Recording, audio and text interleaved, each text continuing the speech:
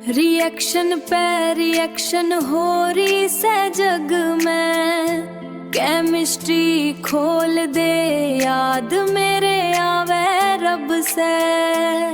बेरा ना कद आवेगा दिन वो जब कहूँ आज तेरे भाई के याद सब है। नमस्कार दोस्तों, स्वागत है आप सभी का 11th क्लास की केमिस्ट्री के चैप्टर 1 के 5th लेक्चर के अंदर। अब तक हम क्या क्या कवर कर चुके हैं? बेसिक चीजें, मैटर क्या होता है उसकी क्लासिफिकेशन। सेकंड लेक्चर में हमने देखा था about the atom, ion, molecule यानी केमिस्ट्री की स्पीसीज। थर्ड लेक्चर में हमने देखा था about the mole concept, third and fourth lecture. बीच का एक लेक्चर था यूनिट कन्वर्जन, उसको मैंने सिर्फ फिजिक्स के अंदर शिफ्ट कर दिया था। वो केमिस्ट्री का ही पार्ट है, केमिस्ट्री से क्वेश्चन भी आते हैं, नीट में, जेई में, बोर्ड हर जगह क्वेश्चन आते हैं, ठीक है। लेकिन उसको फिजिक्स और सेम में वो सेम था तो फिजिक्स में इंक्लूड कर दिया था, क्योंकि यहाँ चैप्टर काफी बड़ा है, वहां छोटा चैप्टर था, वहां 4-5 लेक्चर में चैप्टर निपट जाएगा, यहाँ 10 लेक्चर लगेंगे आपको। फर्स्ट चैप्टर में पहले 2 चैप्टर और फिर चौथा, ये 3 ही चैप्टर हैं जो थोड़े से बड़े हैं, और फिर ऑर्गेनिक हमारी बाद में आएगी। खैर छोड़ो, तो आज का हमारा जो टॉपिक है वो है laws of chemical combination. Chemical combination का मतलब क्या होता है कि जब केमिकल आपस में कंबाइन करेंगे, जैसे केमिकल के बारे में बात होती है अबाउट दी एटम, जब एटम और मॉलिक्यूल आपस में कंबाइन करेंगे तो वो बनाते हैं कंपाउंड। वो कंपाउंड जब बनते हैं तो कौन कौन से लॉज फॉलो होते हैं वही हमने इस लेक्चर के अंदर देखना है, ठीक है। 5-6 तरीके के हमारे बेसिक से लॉ हैं। ज्यादा मतलब आपको 11th में ही थोड़ी सी चैप्टर में इस टॉपिक में आपको ये ध्यान रखना है, आगे शायद ही कहीं आपको काम आए। एक पहला जरूर है जो हर जगह याद आएगा। फर्स्ट लॉ है आपका लॉ ऑफ, अरे भाई एक सेकेंड रुक जाओ, हाँ लॉक कर देते हैं इसको। Law of conservation of mass. Conservation का मतलब होता है कंजर्व कर लिया आपने, उसको बांध दिया, उसको एक मतलब लॉक कर दिया, ठीक है। तो मास को हमने लॉक कर दिया। ये आप 9th क्लास में पढ़ के आ चुके हो। 10th क्लास में भी एक तो क्वेश्चन आता था ना कि केमिकल रिएक्शन क्यों बैलेंस करनी चाहिए, तो उसी का तो आंसर था according to the law of conservation of mass. वही चीज है, वही है, कुछ भी एक्स्ट्रा नहीं, बिल्कुल सेम वही। तो according to this law in all chemical changes, हम केमिस्ट्री की उसमें टर्म्स में या लैंग्वेज में ही इस लॉ को समझेंगे। वैसे तो आप इस लॉ को फिजिक्स में लगा सकते हो, बायो में लगा सकते हो, यहां लगा सकते हो, लेकिन केमिस्ट्री पढ़ रहे तो केमिस्ट्री के रिस्पेक्ट में देखेंगे। तो इन ऑल केमिकल चेंजेस, जितने भी केमिकल चेंज होंगे, the total mass of an isolated, एक वर्ड आया है आइसोलेटेड सिस्टम, रिमेन कॉन्स्टेंट। सबसे पहले ना मैं इसी वर्ड पे फोकस कर देता हूं, आइसोलेटेड। आइसोलेटेड का अगर नॉर्मल मतलब समझो, आइसोलेटेड का मतलब बाकी दुनिया से अलग। लिख देते हैं, ऐसे लिखा जाएगा क्या? नहीं, बाकी में कौन सा आएगा, चलो इंग्लिश में लिख देंगे, बाकी दुनिया से अलग। यानी उसको किसी से कोई मतलब नहीं है, वो अपने आप में अकेला है। और अगर थोड़ा सा मैं टेक्निकल बात करूं, क्योंकि 11th क्लास में बच्चे तो हो नहीं, बाकी दुनिया से अलग करने का मतलब ये है कि उस चीज के अंदर हम जैसे जिसको पढ़ते हैं उसको नाम दिया जाता है सिस्टम। जब थर्मोडायनेमिक्स पढ़ोगे ना आप, चैप्टर हमारे थर्मोडायनेमिक्स, वहां पे हम सिस्टम को देखेंगे कि व्हाट इज सिस्टम, कि कोई भी चीज जिसको आप देख रहे हो, समझ रहे हो, फोकस कर रहे हो, जिसपे जिसको ऑब्जर्व कर रहे हो, उसी चीज को नाम दिया जाता है सिस्टम। जैसे करंटली आप वीडियो लेक्चर देख रहे हो तो दिस इज योर सिस्टम। आपका ध्यान जहां जहां है, आपका ध्यान फोन में है, कॉपी पे है, पेन पे है, खुद पे है, टेबल चेयर, जितनी भी चीज है जो कि आपके फोकस में है, वो सारी चीज कहलाती है सिस्टम। अब जब आपका सिस्टम बाकी दुनिया से अलग कर दिया जाए, यानी उस सिस्टम के अंदर ना तो किसी की एंट्री हो और ना किसी का एग्जिट हो, ऐसी चीज को बोलते हैं आइसोलेटेड सिस्टम। जैसे मान लिया आप पढ़ रहे हो तो आपने रूम लॉक कर दिया कि इस रूम के अंदर ना कोई आएगा और ना मैं रूम से बाहर जाऊंगा या जाऊंगी, तो आपने क्या कर दिया, अपने सिस्टम को आइसोलेट कर दिया, अलग कर दिया, ठीक है।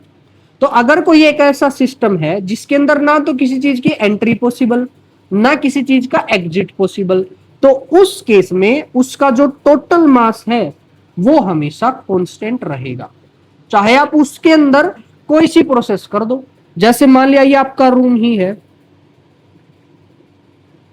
ठीक है, ये आपका रूम था, ये आपकी लगी हुई है यहाँ टेबल, ठीक है, ये हमारी टेबल लगी हुई है। आप अरे दोबारा से बनाते हैं, ये हमारा रूम है, ये टेबल लगी हुई है, यहाँ आप पढ़ रहे हो इस तरीके से खड़े होके, ठीक है, कुर्सी में नहीं लगा रहा। अब ये रूम अगर आप आइसोलेट कर दो, यानी यहाँ किसी की ना एंट्री है ना एग्जिट है, तो इस रूम के अंदर चाहे कुछ होता रहो, इस पूरे रूम का जो मास है वो हमेशा सेम रहेगा। यानी अगर ये लैपटॉप रखा है, इस लैपटॉप को तोड़ के दो टुकड़े कर दो, ऊपर वाली स्क्रीन अलग, ये अलग, तो अब टोटल मास जो होगा आपके रूम का, क्या वो बदल जाएगा चीजें तोड़ने से? मैं आपको भी क्या करूं, तलवार मारूं और 3 टुकड़े कर दूं, तो आपके रूम का मास सेम होगा या बदल जाएगा? सेम रहेगा ना। यानी रूम के अंदर ना किसी की एंट्री ना एग्जिट, इसका मतलब अंदर के मास पे कोई फर्क नहीं पड़ेगा, अंदर चाहे कोई प्रोसेस होती रहो, ठीक है। और यही है हमारा लॉ ऑफ कंजर्वेशन ऑफ मास। दूसरी टर्म में या दूसरी लैंग्वेज में क्या बोल सकते हैं, इन ए केमिकल चेंज, कोई भी केमिकल चेंज है तो मास can neither be created nor be destroyed. और ये सबसे ज्यादा फेमस स्टेटमेंट है इस लॉ की, कि मास को ना तो हम अपनी मर्जी से बना सकते, ना ही अपनी मर्जी से डिस्ट्रॉय कर सकते हैं, हम बस मास को ट्रांसफर कर सकते हैं, ठीक है। फिजिक्स में सेम कंसेप्ट आप पढ़ोगे, law of conservation of energy. बस मास की जगह क्या आ जाएगा, energy. Energy neither be created nor be destroyed but it can transfer from one point या वन सिस्टम टू अनदर। ऐसे ही मास को भी आप एक जगह से दूसरी जगह ट्रांसफर कर सकते हो। जैसे मैं आपसे कहूँ कि धरती से ना आप एक छोटा सा कण गायब करके दिखाओ, बिना धरती के बाहर ले जाएगा, कर सकते हो कैसा? आप में से कुछ बोलेंगे, मान लो एक कागज को गायब करना है, कर सकते हो।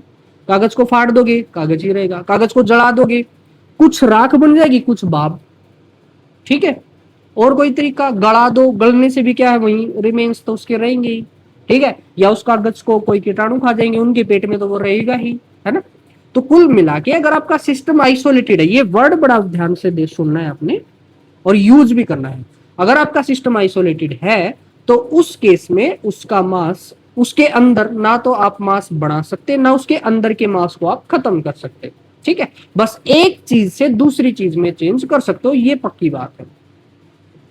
अगर इसी को मैं केमिस्ट्री की लैंग्वेज में थोड़ा सा, रिएक्शन की या केमिकल चेंज की लैंग्वेज में थोड़ा सा और देखूं, तो मैं बोलता हूं कि अगर कोई भी रिएक्शन हो रही है तो उसमें क्या होंगे, रिएक्टेंट होंगे और प्रोडक्ट होंगे, क्योंकि आपके रिएक्टेंट से प्रोडक्ट बनता है, यही तो केमिकल चेंज है। अब इसमें जो मास ऑफ रिएक्टेंट है वो और मास ऑफ प्रोडक्ट दोनों बराबर होंगे, क्योंकि केमिकल चेंज की अगर मैं बात करता हूं, केमिकल चेंज, तो इसमें एक साइड होगा आपका रिएक्टेंट और दूसरी साइड होगा प्रोडक्ट। ये जो चीज है दिस इज बिफोर चेंज और ये जो चीज है दिस इज आफ्टर चेंज, ठीक है। तो mass before change and mass after change, यही तो हमने बात की यहां पे। मास का नाइदर बी क्रिएटेड, यानी जो मास पहले था वही मास बाद में रहेगा, ठीक है। तो ऐसे हम बोल सकते हैं, क्लियर है। और ये यूनिवर्सल लॉ है, हर जगह लागू होगा, मैथ हो, फिजिक्स, बायो, कुछ भी हो। चलो अब एक नोट पॉइंट है, हालांकि ये सिलेबस में नहीं है बट आपको पता होना चाहिए, इंपॉर्टेंट है आज के टाइम के लिए। This law is not valid for nuclear reaction. जहां भी न्यूक्लियर रिएक्शन हो रही होंगी वहां पे law of conservation of mass valid नहीं रहता। क्यों नहीं रहता? क्योंकि यहां पे sum of the mass may get converted into energy. कुछ मास यहां एनर्जी के अंदर कन्वर्ट हो जाता है, यानी मास को आप क्या कर पा रहे हो, डिस्ट्रॉय।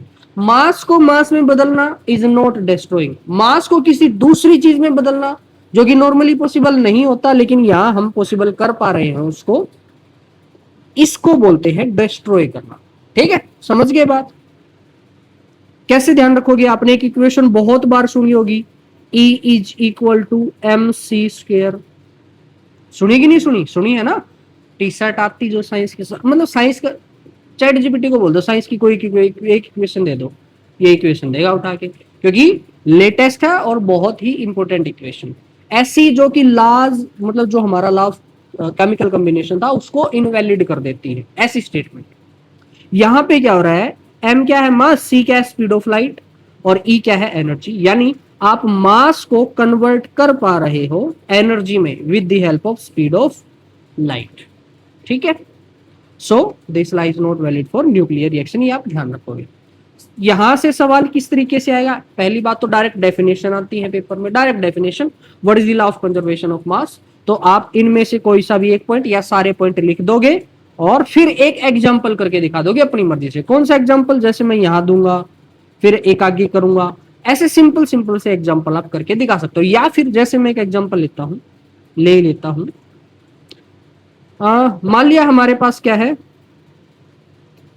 50 ग्राम नमक है और इसको हमने 200 ग्राम वाटर के अंदर मिला दिया।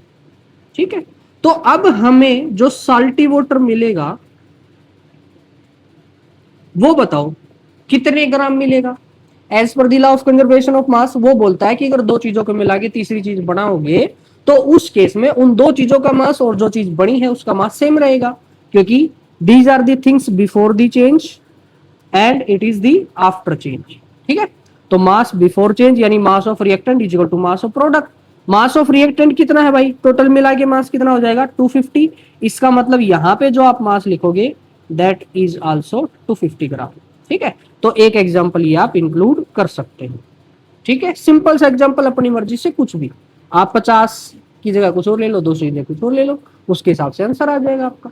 ठीक है, चलो जी, दूसरा सवाल आता है इस तरीके से कि कोई भी आपको दे देगा और उस न्यूमेरिकल फॉर्म में दे सकता है। जनरली आते नहीं बट आपको आने चाहिए ये सवाल, क्योंकि बहुत ज्यादा बेसिक है। सवाल क्या कह रहा है,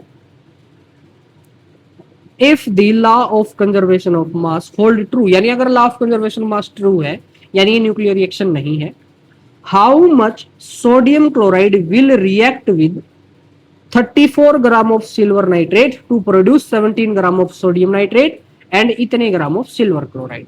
इस तरीके से आपको एक केमिकल चेंज की परिभाषा दी जाएगी। इस केमिकल चेंज से आप केमिकल इक्वेशन लिखोगे और फिर आप इस इक्वेशन का यूज कर लोगे। ये इक्वेशन बोलती है कि mass of reactant is equal to mass of product. Clear है, चलो करते हैं सोल्व। सबसे पहले तो केमिकल रिएक्शन लिखो, क्या हो रही है यहाँ पे, केमिकल रिएक्शन बताओ। इसने बोला कि how much sodium chloride will react with, यानी दो चीजों की रिएक्शन, तो जिनकी रिएक्शन होती है वो क्या होते हैं, रिएक्टेंट लिखते हैं।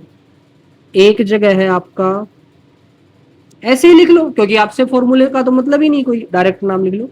एक है सोडियम क्लोराइड, दूसरा है सिल्वर नाइट्रेट। ठीक है, टू प्रोड्यूस की बात आ जाए, प्रोड्यूस कौन होता है, product.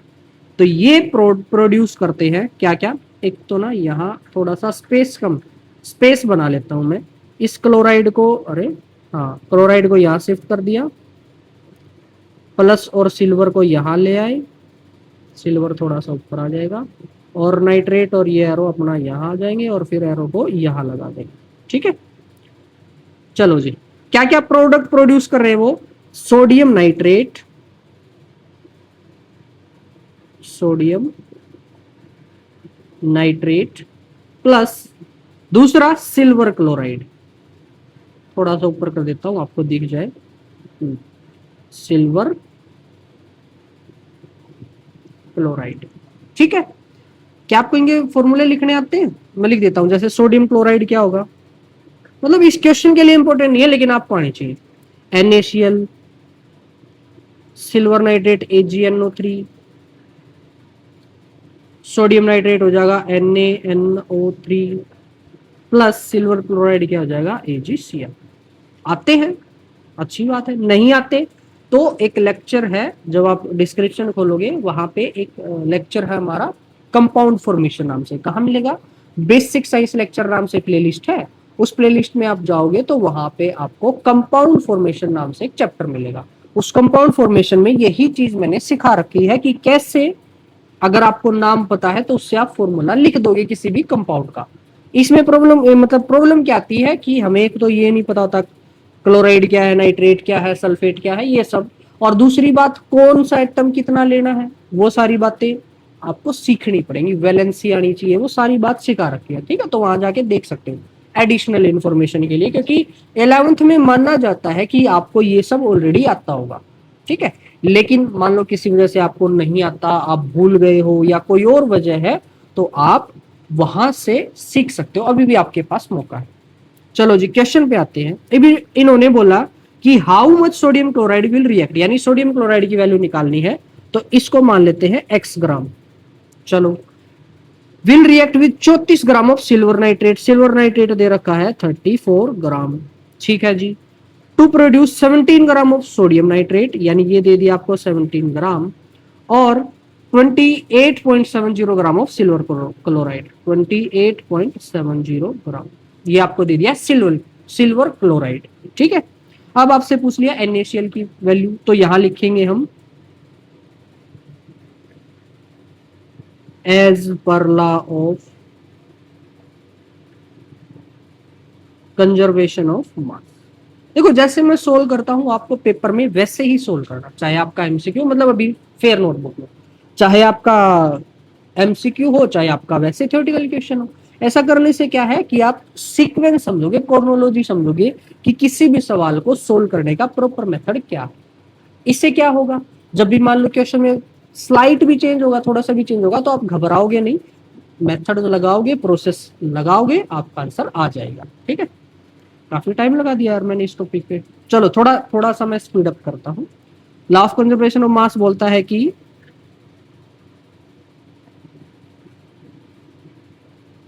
Mass of reactant is equal to mass of product. इसका मतलब क्या होगा, x प्लस 34, ये प्रोडक्ट दिखा नहीं होगा, चलो यहाँ कर देते हैं, इज इक्वल टू 17 प्लस 28.70। तो यहां से आप x की वैल्यू निकालोगे, 17 प्लस 28.70 माइनस 34, उधर जाके माइनस हो गया ना। जब इन दोनों को सोल्व करोगे तो कितना आ जाएगा, 8 और 7 15, 2 और 1 3 और 1 4, 45.70 माइनस 34। इसमें से घटाओगे तो 5 में से 4 गया 1, 4 में से 3 गया 1, 11.70 gram. That is your answer. ठीक है, this is the mass of sodium chloride. चलो ऑप्शन नंबर बी 11.70। ठीक है, ये मैंने तरीका आपको सिखा दिया। अब अगले सवाल में इतनी सब रामायण में नहीं लिखूंगा, स्पीड अप करूंगा। How much sodium carbonate is produced, यानी ये प्रोडक्ट है, ये आप समझ जाओगे। वहन इतने gram of NaOH react with इतने ग्राम ऑफ CO2, यानी NaOH प्लस CO2 की रिएक्शन है और इससे प्रोड्यूस हो रहा है सोडियम कार्बोनेट, यानी Na2CO3 प्लस वाटर। ठीक है, NaOH हमारा दे रखा है 224.4, CO2 हमारा दे रखा है 88 ग्राम। Na2CO3 हमने निकालना है और H2O 36 ग्राम। चलो जी कर लेते हैं solve. As per law of conservation of mass वो सारी बात लिखोगे आप, और 224.4 plus 88 that is equal to x plus 36। x लिखोगे तो पहले इन दोनों को जोड़ेंगे तो 8 और 4 12, 8 और 4 12, और 8 और 2 10 और 1 11, और 2 और 1 3। ठीक है, 312.4 माइनस 36, तो कितना आंसर आ जाएगा, 276.4।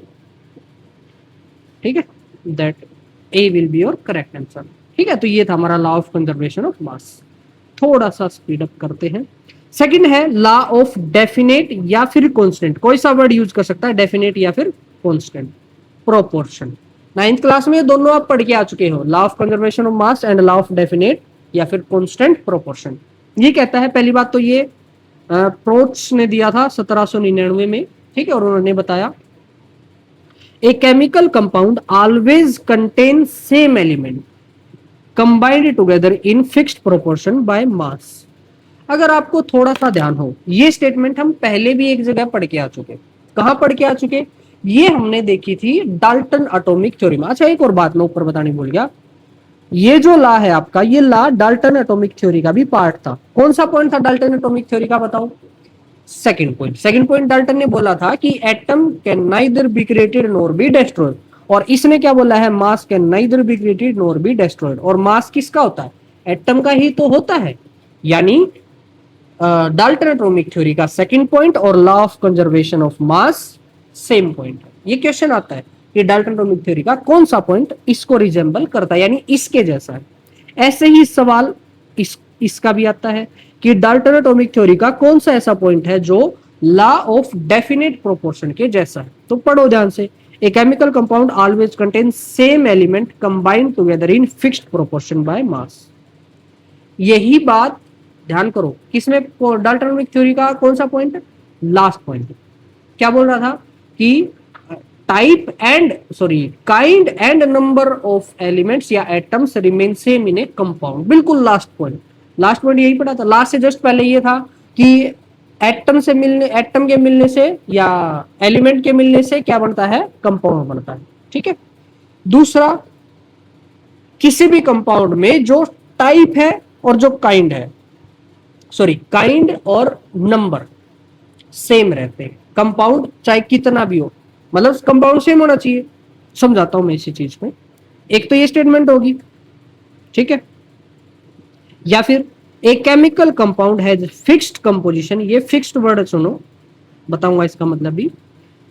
Fixed composition and it does not depend on method of its preparation और the source from it has been obtained, और वैल्यू और अमाउंट। ठीक है। यानी अगर कोई भी कंपाउंड आपने सेलेक्ट कर लिया, अब वो कंपाउंड कहां से आप लेके आए हो, प्योर होना चाहिए वो तो अलग बात है, कहां से लेके आए हो, क्या उसका सोर्स है, कैसे उसको बनाया गया है, या फिर कितना उसका अमाउंट है, इन चीजों पे आपका क्या डिपेंड नहीं करता, कंपोजिशन डिपेंड नहीं करता। वो कंपोजिशन हमेशा फिक्स रहेगा अगर वो कंपाउंड प्योर है तो। प्योर तो होगा ही क्योंकि कंपाउंड सारे प्योर ही होते हैं। मतलब जैसे मैं CO2 लेता हूं, ठीक है, CO2 में चाहूं तो मैं एक गिलास भर के ले सकता हूं, यानी इतनी ले सकता हूं, इतनी ले सकता हूं, इतनी ज्यादा CO2 ले सकता हूं कि नहीं। अब कितनी भी CO2 लो, अगर उसका एक मोलेक्यूल उठाओगे तो उस एक मोलेक्यूल में एक C मिलेगा और 2 O मिलेंगे। ठीक है, समझ गए। यही है आपका law of definite proportion. Definite मतलब फिक्स, प्रोपोर्शन मतलब मात्रा या कंपोजिशन। ठीक है। दूसरी बात मैंने बोली थी, ये तो वैल्यू की बात होगी, अमाउंट की बात होगी। दूसरी की सोर्स और प्रिपरेशन से फर्क नहीं पड़ता। जैसे कार्बन डाइऑक्साइड को हम बना सकते हैं कैल्शियम कार्बोनेट को गर्म करके, सोडियम बाइकार्बोनेट को गर्म करके, या फिर कार्बन को जला के। ठीक है, मैं रिएक्शन लिख देता हूं, काम की वैसे है नहीं, आपकी पता होनी चाहिए वैसे आपको। कैल्शियम कार्बोनेट को हीट किया, CaCO3, 10th क्लास में रिएक्शन आती थी। जब आप इसको हीट करोगे CaO अलग हो जाएगा और CO2 अलग हो जाएगा, तो देखो CO2 बन गया ना। ठीक है। दूसरा, सोडियम बाइकार्बोनेट लिया आपने, NaHCO3 लिया। ठीक है। जब आप इसको हीट करोगे तो यहां से Na2CO3 अलग हो जाएगा और यहां से H2O अलग हो जाएगा और CO2 अलग हो जाएगा। और जब आप इसको बैलेंस करोगे तो यहाँ 2 आ जाएगा। ठीक है, समझ गए। दूसरा है कार्बन को ऑक्सीजन की फॉर्म में बर्न कर दो, जला दो, तो वहां से भी आपको क्या मिल जाएगा, CO2। तो कार्बन डाइऑक्साइड को हमने 3 तरीके से बना दिया। अब चाहे आप 10 तरीके से और बना लो, हमेशा उसका फॉर्मूला रहेगा CO2। एक कार्बन 2 ऑक्सीजन। और यही बात आगे लिख रखी हो, what ever sample of carbon dioxide is taken, मतलब कितनी भी मात्रा ले लो, इतनी ले लो, इतनी ले लो, कितना भी सैंपल ले लो, it is observed that carbon and oxygen are always combined in mass ratio of 12:32। ये वैल्यू कहां से आई, ये वैल्यू एक्चुअल में आई है यहां से। CO2 है, कार्बन की वजह से मास कितना होगा, उसका मोलर मास यानी 12 ग्राम। ऑक्सीजन की वजह से कितना होगा, 2 × 16 यानी 32 ग्राम। ठीक है। अब एक कार्बन है, 2 ऑक्सीजन है, तो इसका मतलब क्या है, हमेशा जितने कार्बन है उसके डबल ऑक्सीजन होंगे, तो बेसिक बात इनकी मास रेशियो क्या आएगी, 12:32। और जब इसको और सिंप्लीफाई करोगे, 4 से कैंसिल कर दिया, 4 × 3 = 12 और 4 × 8 = 32, यानी इनकी मास रेशियो हमेशा आएगी 3:8। तो जितना भी मास आपको दे रखा हो उसके कितने टुकड़े करेंगे, 11 टुकड़े कर देंगे। 11 टुकड़े इस तरीके से, उन 11 में से 3 टुकड़े कार्बन की वजह से होंगे और 8 टुकड़े किसकी वजह से होंगे, ऑक्सीजन की वजह से। ठीक है, ऐसे CO2 की बजाय कुछ भी दे दिया जाए, आपने इस तरीके से उसको सोल्व कर देना, यानी उनके मोलर मास की रेशो निकाल देनी है, वही उनके एक्चुअल मास की रेशो आएगी। चलो, व्हाट मास क्वेश्चन है, what mass of hydrogen present in 110 gram of water. यानी अगर पूरा पानी, मतलब एक कोई भी जग है हमारे पास, ठीक है, इसमें पानी भरा हुआ है कितना, 110 ग्राम। तो इस 110 ग्राम पानी में कितना हाइड्रोजन है वो हमने निकालना है। इसको आप मोल कंसेप्ट में भी निकाल के आए हो, कैसे निकाला था, इसको 2 तरीके से सोल्व कर सकते हैं। मेथड 1 आपका है मोल कंसेप्ट वाला, मोल कंसेप्ट वाला मेथड क्या कहता था कि पहले H2O के मोल आप निकालो, फिर H2O के मोल से आपको H के मोल मिल जाएंगे और H के मोल से उसका मास मिल जाएगा। ठीक है, इस तरीके से पूरा एक कर सकते हो आप सोल्व, कोई दिक्कत नहीं, समझ गए। दूसरा आप निकाल सकते हो method number 2, law of definite proportion. ठीक है, डेफिनेट प्रोपोर्शन वाले लॉ का यूज करके। कैसे, अगर कितना भी सैंपल ऑफ वाटर है, ratio of H and O by mass in H2O कितनी होगी बताओ, molar mass of H that is equal to mass of H 1 into कितने हाइड्रोजन है, 2 है, रेशियो ऑक्सीजन का मास 16। इसको कैंसिल आउट करोगे तो, या फिर ये इसी को आप लिखोगे 2:16 या फिर 1:8। ठीक है, 1:8 आएगा, ये कोई दिक्कत नहीं जी, 1:8 आ गया। इसी चीज को मैं यहां से साफ करके यहां लिख दूंगा, दैट इज 1:8। ठीक है, अब लेट मास ऑफ हाइड्रोजन कितना मान लिया हमने, x, 1x मान लिया, एंड या एंड की बजाय देन मास ऑफ ऑक्सीजन बताओ कितना होगा। हमने रेशियो के अकॉर्डिंग, आपने याद है वो 7वीं 8वीं क्लास में रेशियो के सवाल किए होंगे, वहां पढ़ा हुआ कि जब भी ऐसी रेशियो होती है तो आप इसको x मान लो, मतलब x मान लो और फिर जितनी रेशियो दे रखी है उसके साथ गुणा कर दो। जैसे x माना तो 1 को x के साथ गुणा किया और फिर 8 को भी x के साथ गुणा कर देंगे, तो ये कितना आ जाएगा, 8x। ठीक है, तो मास ऑफ हाइड्रोजन कितना आ गया, x, और मास ऑफ ऑक्सीजन कितना आ गया, 8x। ठीक है, टोटल मास कितना होगा बताओ, total mass will be x plus 8x यानी 9x। ठीक है, अच्छा, गिवन टोटल मास कितना है, गिवन टोटल मास कितना है, गिवन टोटल मास आपको देखो 110 ग्राम पानी है तो 110 ग्राम, और ये किसके बराबर हो जाएगा, 9x के। तो यहां से मैं x को सोल्व कर सकता हूं, x इज इक्वल टू 110/9, तो 9 एकम 9, फिर कितना आ गया 2, 9 दूनी 18, 9 एकम 9, 2 बचेगा, 9 दूनी 18, फिर 9 दूनी 18, ऐसे 12 पॉइंट ऐसे से चलता जाएगा इतना। ठीक है, x की वैल्यू आ गई। सो मास ऑफ हाइड्रोजन कितना आया, mass of hydrogen that is equal to 1 into x की वैल्यू, x की वैल्यू कितनी है 12.2, तो आपका आंसर कितना आ जाएगा 12.2 gram, that is your correct answer. ठीक है, तो इस तरीके से mass of hydrogen, mass of oxygen, या जो भी आपसे पूछा हो आप निकाल लो। चलो, सेकंड सवाल है, इसको भी आप ऐसे ही कर सकते हो, नहीं, इसका ये थोड़ा सा अलग लैंग्वेज कर दी। एक सैंपल ऑफ मीथेन था, उसमें 2.2 ग्राम हाइड्रोजन है, तो मास ऑफ सैंपल क्या होगा। ऊपर वाले में सैंपल का मास दिया था, हाइड्रोजन का पूछा था, यहाँ उल्टा कर दिया, हाइड्रोजन का मास दे दिया तो मास ऑफ सैंपल पूछा है। कैसे सोल्व करोगे, ऊपर वाला मेथड ही सेम या फिर मोल कंसेप्ट, दोनों मेथड। मोल कंसेप्ट में पीछे सिखा चुका हूं, अब लॉ ऑफ कंजर्वेशन ऑफ मास की बात। ठीक है, तो देखो सबसे पहले आप निकालोगे मास ratio of C and H इन, आज राइटिंग बहुत खराब आ रही है, C&H इन CH4, वो क्या आएगी, वो आपकी आएगी that is equal to, carbon का मास कितना होता है 12, रेशियो हाइड्रोजन का 1 और गुणा में 4, इसको सोल्व करेंगे 3:1, सिंपल, आगे 3:1। चलो जी, लेट मास ऑफ कार्बन मान लिया 3x एंड या फिर then mass of hydrogen that is equal to x। ठीक है, अब गिवन क्या है, given mass of hydrogen that is equal to 2.2 gram and that is equal to x। ये x की वैल्यू आ गई।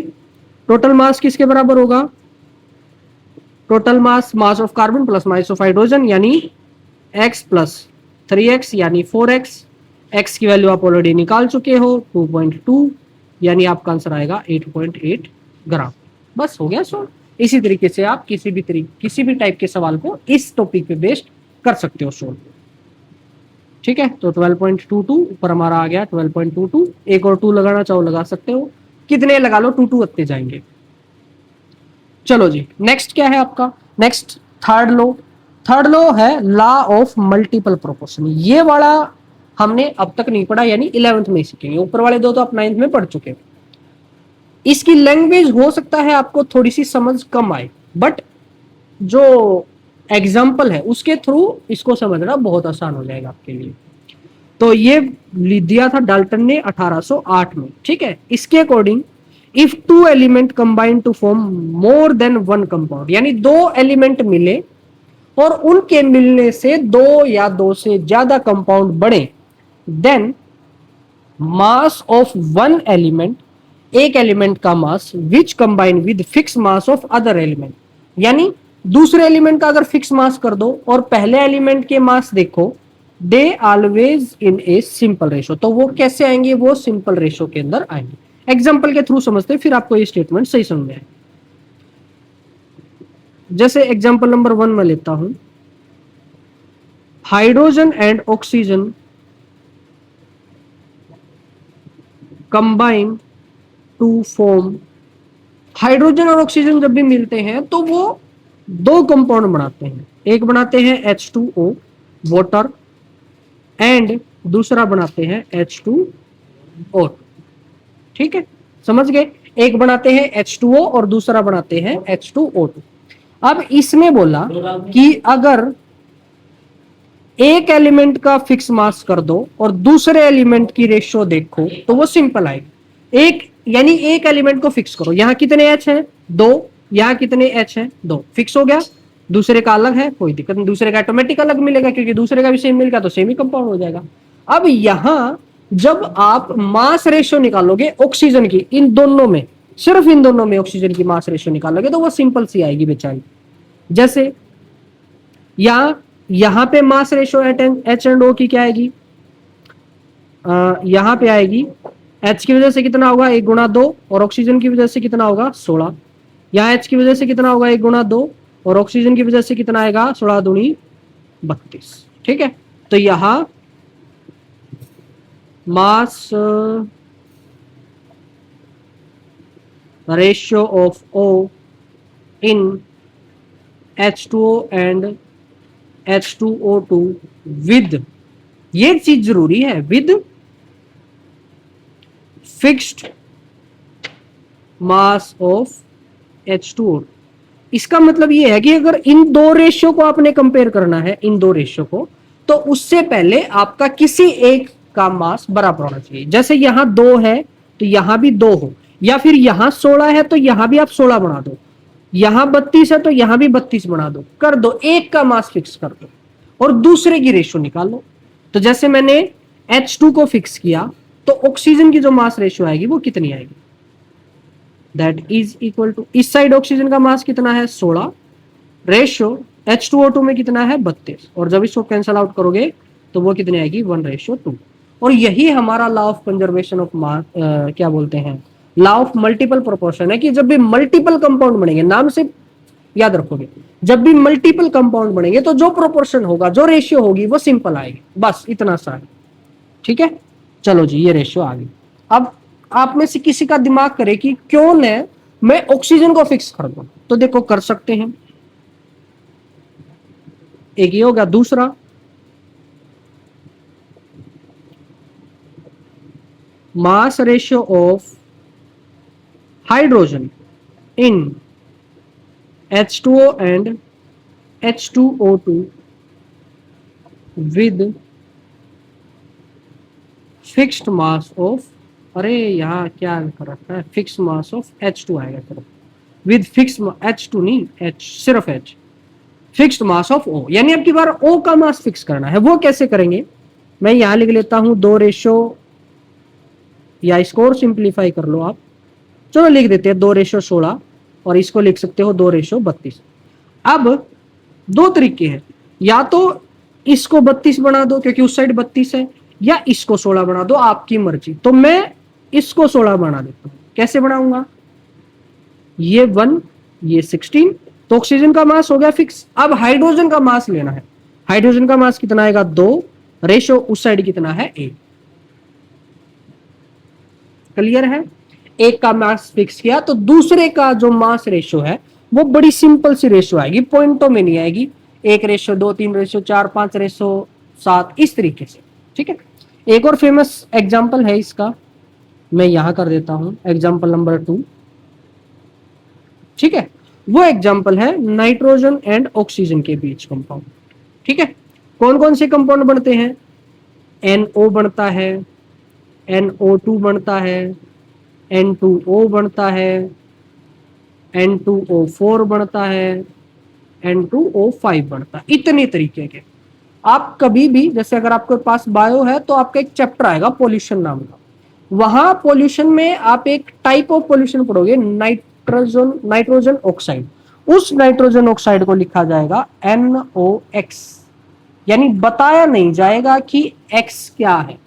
क्यों नहीं बताया जाएगा, उसका रीजन यही है क्योंकि नाइट्रोजन और ऑक्सीजन मिलके इतने सारे कंपाउंड बना सकती है, और ये सारे के सारे कंपाउंड नाइट्रोजन ऑक्साइड कहलाएंगे।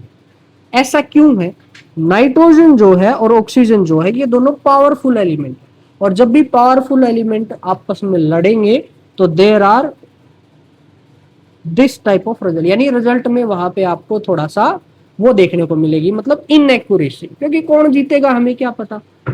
हालांकि ऑक्सीजन स्ट्रॉन्ग है, ऑक्सीजन जीतता है हमेशा, इसलिए ऑक्सीजन पीछे आया है, जीतने वाला हमेशा पीछे ही आता है। चलो जी, तो नाइट्रोजन ऑक्साइड का फॉर्मूला NOx इसलिए लेंगे हम, वहां भी आप देखोगे, क्योंकि मल्टीपल कंपाउंड पॉसिबल है।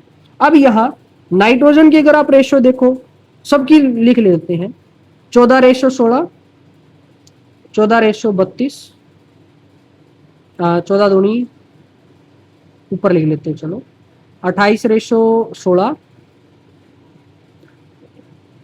28 रेशो 16 चौका 64, और 28 रेशो कितना हो जाएगा 16 पंजा 80। ठीक है, अब इन सब में किन्हीं दो में नहीं, सब में एक एलिमेंट के मास को फिक्स कर दो। किसको फिक्स करूं, आप बोलो जो आपका मन, नाइट्रोजन को फिक्स करूं।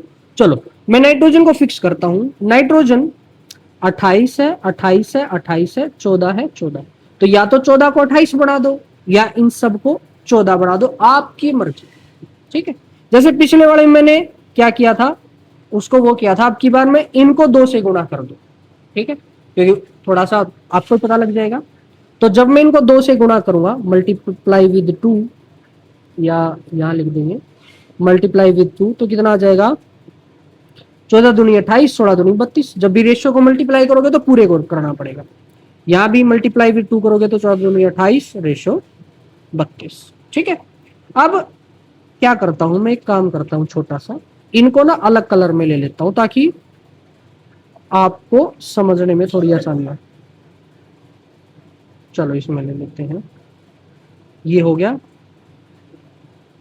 सब में नाइट्रोजन का मास कितना है, सब में नाइट्रोजन का मास है आपका 28, कलर गुलाबी। चलो जी, अब सब में नाइट्रोजन का मास 28 है, किसका मास कंपेयर करना है, ऑक्सीजन का मास कंपेयर करना है। चलो कंपेयर करते हैं।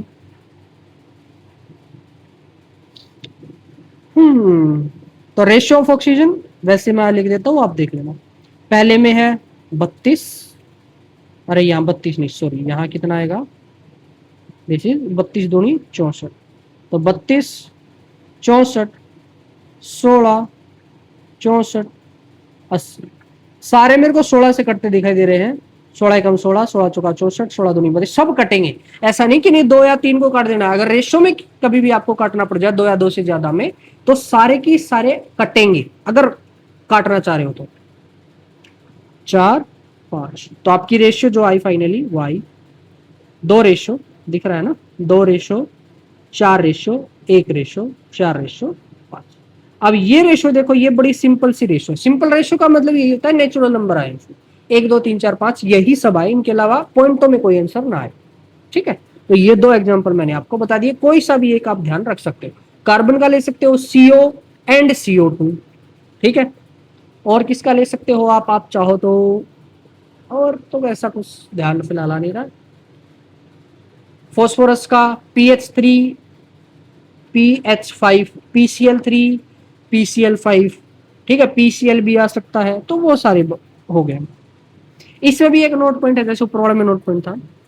नोट पॉइंट कह रहा है कि इट इज ओनली वैलिड, ये तभी वैलिड होगा अगर same isotope of element use करोगे। आइसोटोप मतलब समझते हो कि एक ही एलिमेंट के अलग अलग रूप हो। जैसे हाइड्रोजन अगर ढूंढने जाओगे, हर तरीके के हाइड्रोजन का मास सेम नहीं मिलेगा, मैं डाल्टन एटॉमिक थ्योरम में बता चुका हूं। किसी हाइड्रोजन का मास 1 मिलेगा, किसी का 2, किसी का 3। तो जितने हाइड्रोजन आप यूज कर रहे हो बनाने में, जैसे यहाँ ये हाइड्रोजन और ये हाइड्रोजन, ये सेम होने चाहिए, यानी इनका मास जो भी आप ले रहे हो, 1 1 वाले हैं तो 1 1 वाले होने चाहिए, 2 2 वाले हैं तो 2 2 वाले होने चाहिए। समझ गए? अलग अलग ले लिया तो रेशो अलग आएंगे ना, तो वो गड़बड़ हो जाएगी। जैसे H2 और D2O नहीं होनी चाहिए। ये D क्या है? This is the second isotope of hydrogen जिसका मास 2 हो। ये मैं आपको अगले लेक्चर में बताऊंगा। ठीक है, चलो जी, सवाल है विच ऑफ द फॉलोइंग पेयर या फिर पेयर्स, यानी MCQ नहीं, ये MSQ है, मल्टीपल सेलेक्ट, एक से ज्यादा ऑप्शन हो सकते हैं, of compound follow law of multiple proportion. इनमें से कौन कौन से pair law of multiple proportion follow करते हैं? लॉ ऑफ मल्टीपल प्रोपोर्शन क्या था कि 2 कंपाउंड 2 या 2 से ज्यादा, सॉरी 2 एलिमेंट 2 या 2 से ज्यादा कंपाउंड बनाए। मतलब आपकी पहली रिक्वायरमेंट है 2 एलिमेंट, दूसरी रिक्वायरमेंट है 2 या 2 से ज्यादा कंपाउंड, उन्हीं के, और किसी के नहीं, सिर्फ उन्हीं के। ठीक है, जैसे N और O, ठीक है, पहली रिक्वायरमेंट सेटिस्फाई, N और O है, कैमरा हिल मत भाई। उसके बाद N और O अलग अलग कंपाउंड सेम ही है, मतलब और कोई एक्स्ट्रा नहीं है, N और O दोनों में है और अलग अलग रेशियो में है, तो फर्स्ट होगा। सेकंड CO एंड CO2, ये भी होगा। NaCl एंड Na2SO4, नहीं ना, Na तो मैच कर रहा है, बट इधर Cl इधर SO4 नहीं, इधर NH3 NH4Cl, अब N भी मैच कर रहा है, H भी मैच कर रहा है, बट यहाँ Cl नहीं है, यहाँ Cl है, नहीं होगा। तो इसमें सिर्फ और सिर्फ A option and B option he correct होंगे आपके, यानी ये दोनों फॉलो करते हैं। ठीक है, नेक्स्ट है law of reciprocal proportion. Reciprocal proportion से रिलेटेड है आपके सारे लॉ। इस लेक्चर में ये लॉ ही होंगे, मैं बहुत ज्यादा स्लो चल रहा हूँ यार, कोई नहीं, समझाना जरूरी है, स्पीड तो क्या है कि हम कवर कर लेंगे। ठीक है, और जिस चैप्टर में न्यूमेरिकल आ जाए ना, वो होता ही है यार लंबा, ये न्यूमेरिकल को फिर आपको एक एक स्टेप वाइज सोल्व करके दिखाना पड़ता है। ठीक है, अब थ्योरी समझाने का इतना डीप में यही मतलब है कि कंसेप्ट क्लियर हो जाए आपके। ठीक है, पेपर में इनसे रिलेटेड अगर कोई सा भी सवाल, MCQ आते हैं और थ्योरेटिकल दोनों तरीके के सवाल आते हैं। ऐसे लिखने को आता है what is law of multiple proportion, ठीक है, तो उसमें आप ये लॉ लिखोगे और एक एग्जांपल दे दोगे, आपके 1 या 2 नंबर का आता है, वो क्लियर हो जाएंगे। चलो जी, फोर्थ है लॉ ऑफ रेसिप्रोकल प्रोपोर्शन। ये लॉ दिया था रिच्टर 1794 में। ठीक है, इसकी भी लैंग्वेज बहुत ही ज्यादा कॉम्प्लिकेटेड है, बट एग्जाम्पल से समझोगे, जैसे ऊपर एग्जाम्पल से समझा तो बड़ा इजी हो गया ना, तो ऐसे ही इसको भी जब आप एग्जाम्पल से समझोगे मजा आ जाएगा, समझ में आ जाएगा। क्या कह रहा है ये देखो, व्हेन 2 डिफरेंट एलिमेंट, यानी 2 एलिमेंट अलग अलग, कंबाइन सेपरेटली मतलब अलग अलग, यानी वो कंबाइन हो अलग अलग, with a fixed mass of third element. जैसे पिछले लॉ में कितने एलिमेंट का जिक्र था? 2 का, उनमें से एक का मास फिक्स था, एक का वेरिएबल था। यहां पे क्या है कि 2 का और 3, मतलब 3 एलिमेंट है जिनमें से एक का फिक्स्ड है, 2 का वेरी करेगा। ठीक है, सो तो 2 एलिमेंट कंबाइन करते हैं अलग अलग किसी तीसरे के साथ, तो जो रेशियो आएगी, जो भी रेशियो आएगी विल बी आइदर सेम, वो सेम होगी या सिंपल होल नंबर मल्टीपल होगी। किसका? Ratio of which they combine with each other. मतलब 3 एलिमेंट लिए, ए था, बी था, सी था, तो ए से मिलके पहले ए और बी से मिलके कुछ बढ़ाया, ए और सी से मिलके कुछ बढ़ाया।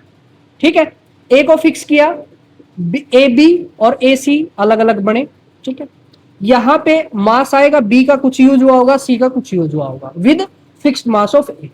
अब ये जो रेशियो आएगी, और अगर बी और सी आपस में मिलके एक चौथा कंपाउंड बनाए, वो जो रेशियो आएगी, या तीसरा कंपाउंड बनाए, वो जो रेशियो आएगी वो या तो सेम होंगी या एक दूसरे की मल्टीपल होंगी। देखो एग्जांपल से समझते हैं, या फिर एक और एग्जांपल। इसमें बस यहां तो क्या है, 1 2 3 का जिक्र कर दिया, यहां ए बी सी का जिक्र कर दिया, यही बात है। इसको मैं पहले एग्जांपल करवा देता हूं आपका।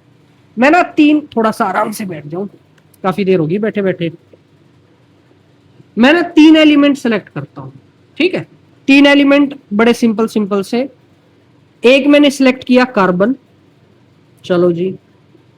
एक मैंने सिलेक्ट किया ऑक्सीजन, ठीक है।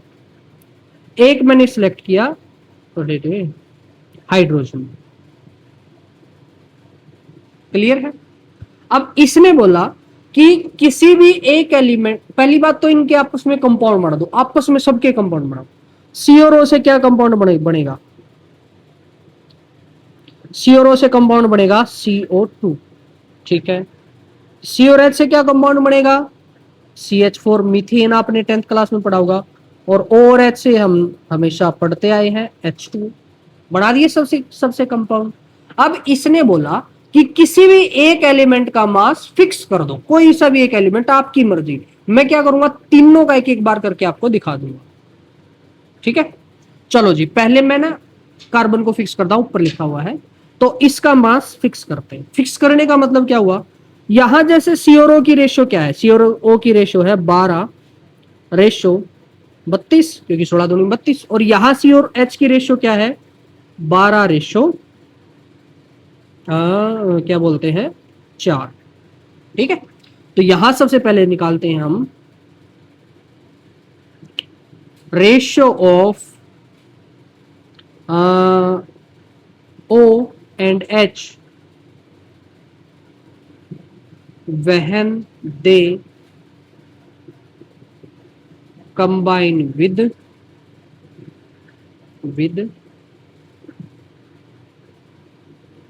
fix।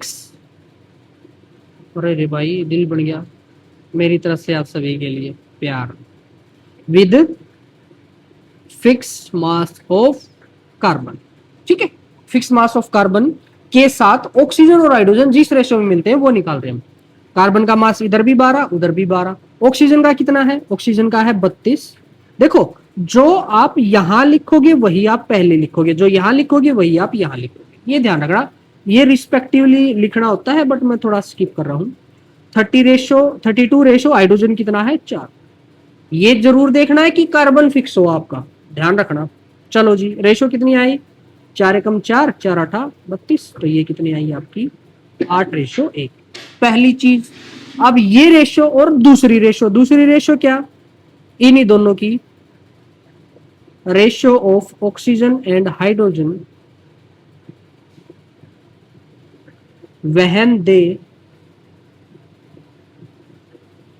Combine with each other, जब वो एक दूसरे के साथ मिलते हैं। ठीक है, एक दूसरे के साथ मिलकर क्या बनाते हैं? H2O। और H2O में ये है 2 और यहां आएगा 16। तो ये कितना आ जाएगा? O एंड H है ना, तो ऑक्सीजन का कितना है? 16। रेशियो हाइड्रोजन का कितना है? 2। कैंसल आउट करेंगे, 2 एकम 2, 2 8। तो ये कितनी आ गई? 8:1।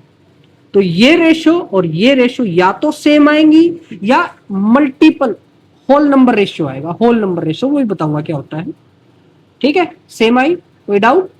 आगे सेम, यही है आपका लॉ ऑफ रेसिप्रोकल प्रोपोर्शन। दो रेशो कंपेयर करनी है, पहली रेशो किसी थर्ड एलिमेंट के साथ मिला के और दूसरी रेशो जब वो दोनों आपस में मिलेंगे। ठीक है, एक और एग्जांपल में समझा दूं, चलो जी। क्या करता हूं मैं इसी चीज को, पहली बात तो थोड़ा सा छोटा कर लेता हूं ताकि हम लिख सके। रीसाइज कहा, ये रहा, इसको रीसाइज करके यहां लिख लिया, इसको थोड़ा सा ऊपर सरका दिया। अब इनको कर लेते हैं कॉपी ताकि मेरे को टाइम वेस्ट ना करना पड़े, और कर देंगे पेस्ट। ये आ गया, थोड़ा सा बड़ा कर लेते हैं थोड़ी देर के लिए। ठीक है, आपको दिख रहा है ये मेरे नीचे आ गया, चलो कोई नहीं। कलर भी बदल दें इनका, हाँ कलर भी बदल देते हैं। कलर कहाँ, ये रहा, कलर कर देंगे कैसा, रेड कर देते हैं। ठीक है, चलो जी, और रेड पेन भी सिलेक्ट कर लिया। अब देखो, अब की बार ना मैं हाइड्रोजन को फिक्स करूंगा, बाकी दो को वेरी करूंगा।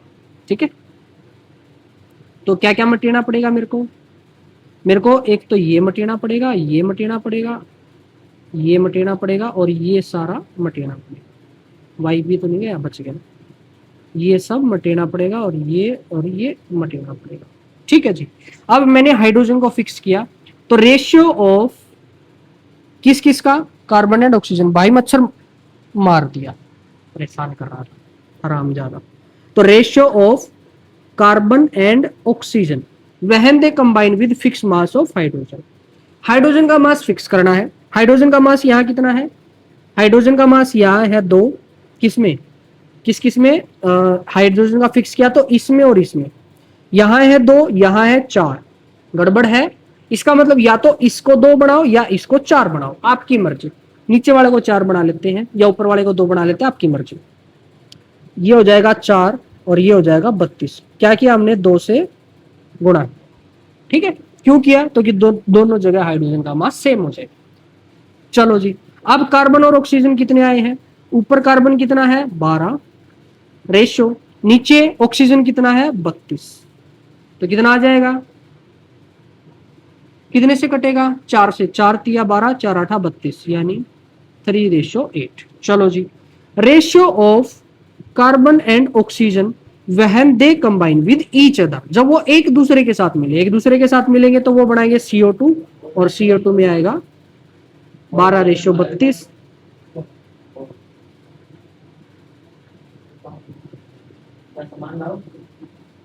आगे सेम, यही बात, सेम सेम। ठीक है, और कोई एग्जांपल करवाने की जरूरत है, बता दो। एक और मैं आपको होमवर्क देता हूँ। अच्छा, वो रेशियो कैसे आएगी वो देख लो। अगर मैं तीसरा ले, अब की बार थोड़ा सा वो कर देता हूँ, थोड़ा सा फास्ट फॉरवर्ड में।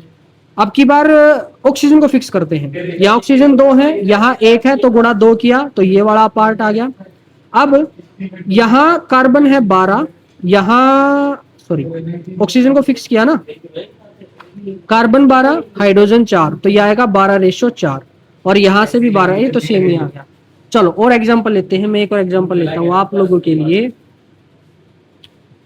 SO और क्या लेते हैं, H ले लो, H ले लो, हाँ ठीक है। यहां से बनेगा SO2, यहां से बनेगा H2S, और यहां से बनेगा H2O। कर लेना अब इसको सोल्व। ठीक है, कोई सा एक मैं करके दिखा दूं, जैसे मैं ऑक्सीजन को फिक्स करूं या सल्फर को फिक्स करूं। सल्फर को फिक्स कर लूं, इजी रहेगा। जैसे यहाँ और यहाँ सल्फर फिक्स है ऑलरेडी, तो इन दोनों की रेशियो क्या है, यहाँ पे ऑक्सीजन का कितना है 32, रेशियो हाइड्रोजन का कितना है 2, और यहाँ पे कितना है, ये देखो ये कितना आया 16:1, और ये कितना आया 2:8, सॉरी 2:16, यानी 1:8। अब देखो 1 रेशियो आई है 1:8, और एक आया है 1:16। ठीक है, हाइड्रोजन पहले रखा दोनों में। अब ये दोनों, इन दोनों की भी रेशियो निकाल दो। इन दोनों की रेशियो कैसे निकालूंगा, 1/8 डिवाइडेड बाय 1/16। इसको सोल्व करोगे 1/8 इंटू 16/1, तो ये एक होल नंबर आएगा।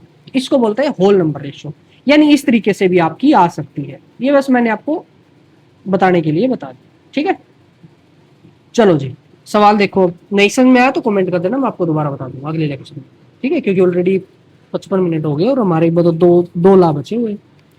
क्वेश्चन है विच और भाई which of the following pair या pairs of compound follow the law of reciprocal. जैसे ऊपर सवाल था वैसा ही है कि रेसिप्रोकल प्रोपोर्शन को इनमें से किस में लगा सकते हो। क्या कंडीशन है, तीन एलिमेंट तीन अलग अलग कंपाउंडों से मिलके एन ओ और एच, तो एन और ओ से मिलके कंपाउंड बन गया, फिर से एन और ओ का आ गया, नहीं अलग अलग होने चाहिए, तो ये नहीं हो। अब यहां कौन है, H O N, H O N, तो एच और ओ से हो गया H2O जो कि है, और एन से हो गया NO2 हो गया, और फिर इन दोनों से NH3। यस बिल्कुल सही, ये करेक्ट है। 1 2 3 4 चार एलिमेंट हो गए, गलत नहीं होगा। यहाँ पे SO है, SC है, अरे नहीं, इसका किस किस का बच गया, C और O का बच गया, यानी अगर यहाँ C होता तो भी ये करेक्ट हो जाता, यानी यहाँ C होता, ठीक है, यानी यहाँ C होता, क्योंकि CO2 बनता है ना, इससे CO3 नहीं बनता, यहाँ C होता तो हम मान लेते कि ये सही।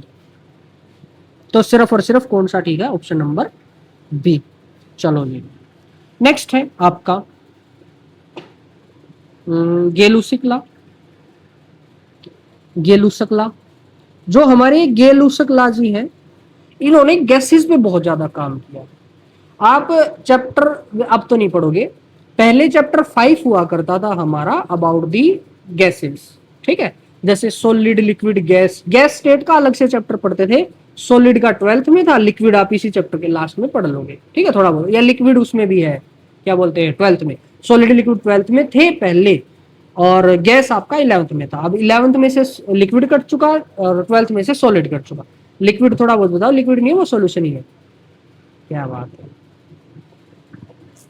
हमारे दोस्त बड़े भाई दिनेश जी अभी हमारे सामने डांस करके गए डिस्टर्ब करने के लिए, हंस भी रहे हैं। अब बड़े अच्छे इंसान हैं, कोई भी सलाह दो दे देते हैं।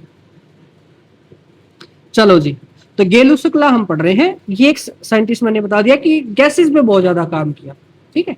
गैसेस के इन्होंने दो लॉ दिए। एक लॉ गैसीय स्टेट में हम पढ़ते, जहां पे हम पढ़ते आइडियल गैस इक्वेशन को, आइडियल गैस इक्वेशन। हालांकि इस इक्वेशन को मैं पढ़ाऊंगा PV is equal to nRT, क्योंकि इसके बगैर थर्मोडायनेमिक्स आप पढ़ोगे जो कि सिलेबस में है वो नहीं आएगा, तो मैं कुछ पार्ट इसका भी कराऊंगा, ठीक है। तो PV is equal to nRT को पढ़ेंगे, तो इसमें एक लॉ यानी किन्हीं दो की रिलेशन वो वही बताऊंगा, वो रिलेशन दी थी गेलुसक जी ने। तो गेलुसक को कभी कभार आप जब नेट पे सर्च करोगे तो ये वाला लाल दिखा देता है, क्योंकि यही प्री डोमिनेटिंग लॉ था। बट एक लॉ उन्होंने दिया इसी को मिला के, that is law of combining volume, यानी अगर वॉल्यूम आपस में कंबाइन होंगी, किसकी, गैस की, गैस के लिए ये ध्यान रखना, इससे गे से याद रखना गैस, ठीक है। तो लॉ ऑफ कंबाइनिंग वॉल्यूम, यानी वॉल्यूम कैसे आपस में कंबाइन होंगी, गैसेस की वॉल्यूम कंबाइन, और कंबाइन भी कौन सा, केमिकली, ठीक है, वो इस चैप्टर में है। तो according to this law gases, सिर्फ गैसेस के लिए है, ध्यान रखना, react with each other in simple ratio of their volume, यानी वो सिंपली रेशियो में मिलते हैं उनकी वॉल्यूम में। गैस की आपस में रिएक्शन होगी मास से नहीं होती, वो वॉल्यूम से करते हैं, ठीक है, वॉल्यूम से करेंगे। And if the product is also gas then the volume of product is also bear a simple ratio, यानी अगर आपका प्रोडक्ट भी गैस आ जाए तो वो भी आपका सिंपल रेशियो आएगा, ठीक है। जैसे ये हमने एक लीटर लिया, 1 लीटर लिया H2, और यहाँ पे ऑक्सीजन आपने लिया। अब कुछ भी नहीं ले सकते, यहाँ पे एक फिक्स है कि 1 लीटर H2 के साथ कितना ऑक्सीजन मिल सकता है, कितने लीटर ऑक्सीजन मिल सकता है, यानी इन दोनों की जो क्या बोलते हैं रिलेशन आएगी आपस में मिलने की, वो that is in terms of their volume. और यही था गेलुसक लॉ, इन्होंने बोला कि वो सिंपल रेशियो में आएगी, और वो सिंपल रेशियो आप निकाल सकते हो। कैसे निकाल सकते हो, वो निकाल सकते हो क्या बोलते हैं, बैलेंस रिएक्शन की फॉर्म में। एक नोट पॉइंट भी दे रखा है कि all volume measured under similar condition temperature and pressure, ये चीज ध्यान रखना गैसेस तभी सिंपल रेशियो में मिलेंगी जब सारी की सारी गैसेस की वॉल्यूम सेम टेम्परेचर और प्रेशर पे मापोगे। सेम टेम्परेचर प्रेशर क्यों करते हैं ऐसा? क्योंकि गैस की वॉल्यूम फंक्शन होती है टेम्परेचर का और प्रेशर का। अभी जस्ट मैंने बताया PV is equal to nRT, ये बताया आपके। तो प्रेशर, वॉल्यूम, टेम्परेचर, ये दो कांस्टेंट है। तो और ये नंबर ऑफ मोल्स है, ये नंबर ऑफ मोल्स आए, जो हमारा मोल का फॉर्मूला आया वो यहीं से आया है, ठीक है। N is equal to PV by R T, है ना, ऐसा ही था। अब P की वैल्यू प्रेशर मैंने बताया था एसटीपी पे निकालते हैं तो फिक्स कर दिया था, R फिक्स होता है, T फिक्स होता है, तो नंबर ऑफ मोल्स और वॉल्यूम में रेशो हमने निकाल दी थी, मोलर वॉल्यूम निकाली थी, तो वो यही थी, ठीक है। तो इस पीवी एनआरटी में हम देख रहे हैं कि जो वॉल्यूम है ये वॉल्यूम प्रेशर पे भी डिपेंड करती है और टेम्परेचर पे भी डिपेंड करती है, यानी ये दोनों को फिक्स करोगे तभी वॉल्यूम फिक्स रहेगी, ठीक है। चलो जी एग्जांपल कर लेते हैं गेलूसक लॉ का। जैसे मैं एक सिंपल सी रिएक्शन लेता हूं, सिंपल सी रिएक्शन ली मैंने, H2 लिया, इसको मिला दिया O2 के साथ, इन दोनों के मिलने से H2O बना, और मान लिया कि ये हाई टेम्परेचर पर रिएक्शन करवा रहे हैं। हाई टेम्परेचर का मतलब है कि थोड़ा सा चेंज कर दूं, अगर मैं इस H2 को उठा के यहां ले रहा, थोड़ा सा ये है आपका गैसियस फॉर्म में, ये भी है गैसियस फॉर्म में, और ये भी है गैसियस फॉर्म में। मान लिया हाई टेम्परेचर पे कर रहे हैं तो हाई टेम्परेचर पे H2O भी कैसे प्रोड्यूस होगा? गैस की फॉर्म में प्रोड्यूस हो सकता है अगर टेम्परेचर 100 से ज्यादा होगा, ठीक है। अब ये मिलेंगे कैसे, किस तरीके से कंबाइन होंगे, तो उस वो निकालने के लिए आपको इनको बैलेंस करना पड़ेगा। बैलेंस करो, यहां 2 आएगा बिकॉज इस साइड दो ऑक्सीजन, उस साइड दो ऑक्सीजन, यहां भी 2 आ जाएगा, ठीक है। अब जो इनकी कंबाइनिंग रिलेशन है, वॉल्यूम की रिलेशन है, वो इनके कोफिशिएंट, ये जो आगे आया है इसी को बोलते हैं, यहां 1 है, कुछ नहीं है तो 1 है, ये 2 है, इनको बोलते हैं स्टिकियोमेट्रिक कोफिशिएंट। इन कोफिशिएंट की रेशियो के हिसाब से ही ये मिलेंगे। यानी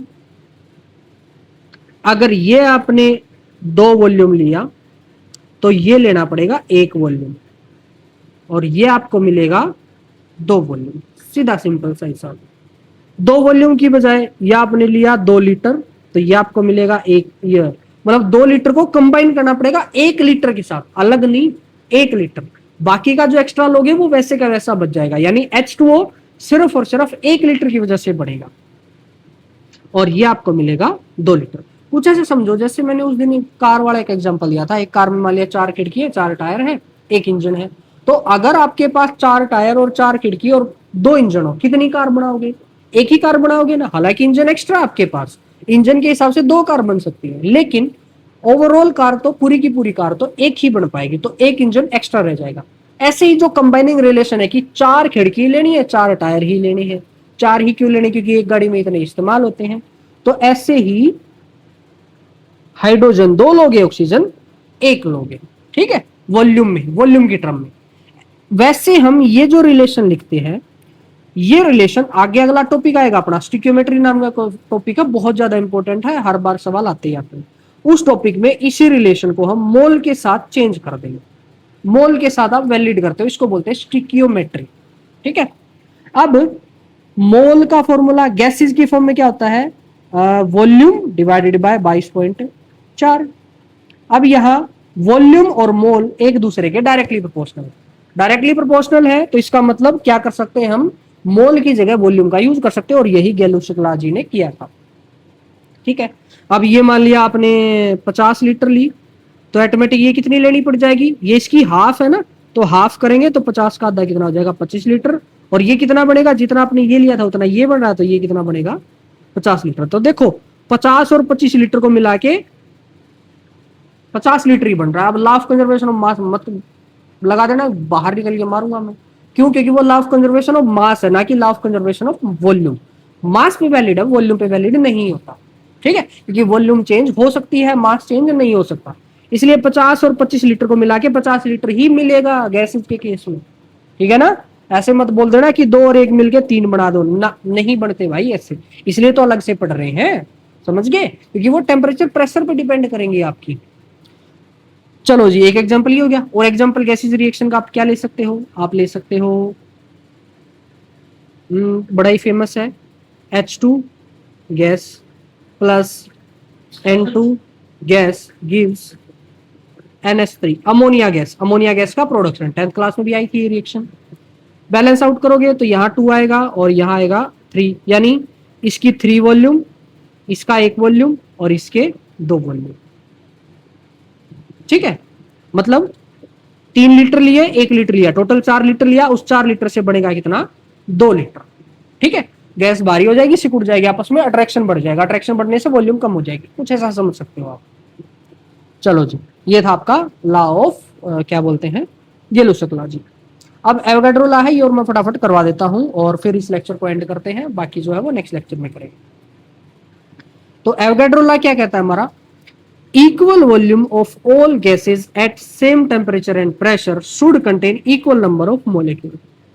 मतलब अगर गैस लो आप, कौन सी, कोई सी भी ले लो जी, उस गैस की वॉल्यूम लो कुछ भी, मान लिया आपने 3 तरीके की गैस ली A B C, तीनों की इक्वल वॉल्यूम ली, तो पक्की बात है उनके अंदर जो नंबर ऑफ मोलिक्यूल्स होंगे वो भी सेम आएंगे। This is the Avogadro's law. कैसे प्रूव करते हैं, चलो late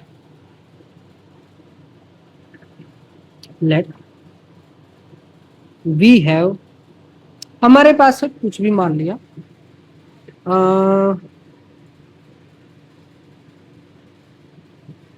1 litre of H2, H2 एक गैस है, कोमा 1 लीटर ऑफ CO2, ठीक है, और 1 लीटर ऑफ C2H6 ये भी गैस है। ठीक है, तो 3 तरीके की गैस हमने ले ली।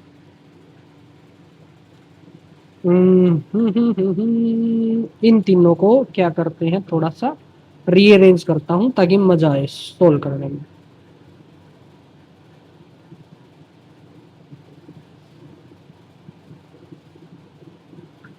ठीक है, अब मैं थोड़ा सा मोल कंसेप्ट का यूज करूंगा, उसको मैं कर दूंगा ऊपर। अब अगर 1 लीटर ऑफ H2 है तो क्या मोल्स ऑफ H2 बताओ कितने होंगे, क्या फॉर्मूला था, गिवन वॉल्यूम डिवाइडेड बाय 22.4 या 22.7 एज पर। ठीक है, अच्छा, we have gases at STP, यहां इसने कंडीशन भी दे रखी है, इस कंडीशन को कभी मत भूलना गैसेस के केस में, सेम टेम्परेचर एंड प्रेशर, तीनों का टेम्परेचर प्रेशर सेम होगा। ठीक है, तो चलो मोल निकाले, H2 के मोल कितने आए,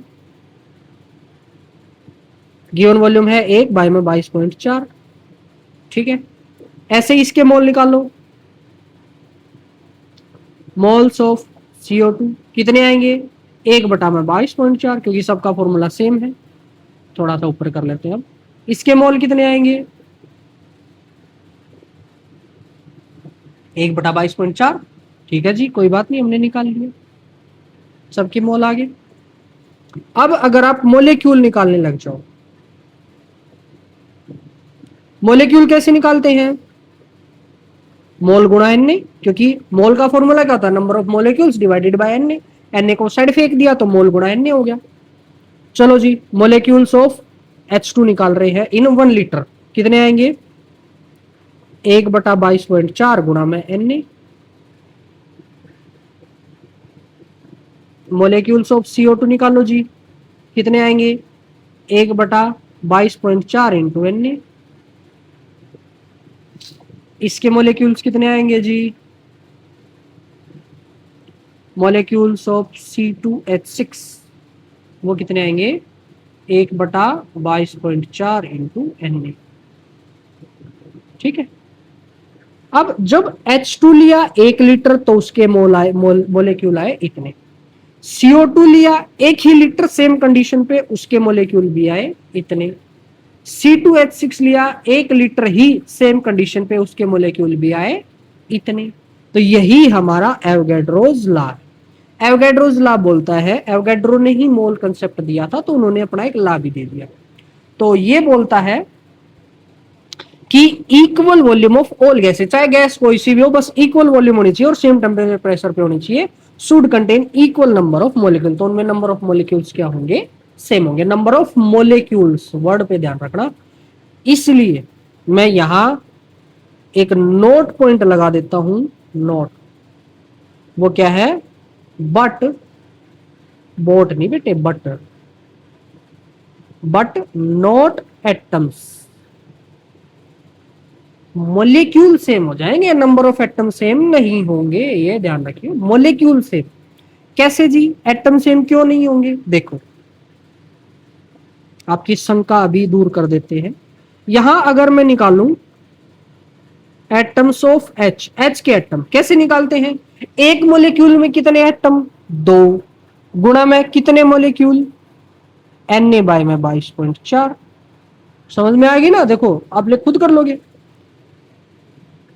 एटम्स यहां निकालोगे कितने आएंगे, टोटल एटम कितने हैं CO2 में 3, गुणा में Na डिवाइडेड बाय 22.4, और यहां अगर एटम्स निकालने लग जाओ टोटल, ठीक है,